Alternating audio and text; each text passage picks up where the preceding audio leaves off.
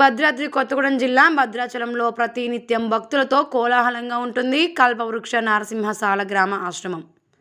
ప్రతిరోజు స్వామివారికి ముడుపులు కడుతూ వివిధ ప్రాంతాల నుండి వస్తున్న భక్తులతో ఆశ్రమం పండుగ వాతావరణంలో ఉంది. ఈ సందర్భంగా ఆశ్రమ నిర్వాహకులు డాక్టర్ కృష్ణ చైతన్య స్వామి మాట్లాడుతూ, ఇక్కడ ప్రతిరోజు ప్రత్యేక పూజలు జరుగుతాయని, స్వామివారికి విశేషమైన అభిషేకం ప్రతినిత్యం ఉంటుందని, ఆ అభిషేకం తీర్థం కొరకు ప్రతినిత్యం భక్తులు పోటీ పడుతూ వస్తుంటారని అన్నారు. అలానే ఇక్కడ స్వామివారిని ముడుపు కట్టి పూజిస్తే కోరికలు నెరవేరుతాయనే విశ్వాసంతో వివిధ ప్రాంతాల నుండి భక్తులు వస్తుంటారని అన్నారు. అంతేకాకుండా ఈరోజు హైదరాబాద్ నుండి వచ్చిన రామదండు భజన మండలి వారు భజనలు కీర్తనలతో భక్తులకు నూతన ఉత్సాహం నింపడం జరిగిందన్నారు. ప్రతి మంగళవారం మరియు శనివారాలలో విశేషంగా జరిగే అభిషేకం కొరకు భక్తులు ఒకరోజు ముందుగానే వచ్చి ఆశ్రమంలో బస చేస్తూ స్వామివారి పూజల్లో పాల్గొంటున్నారని అన్నారు.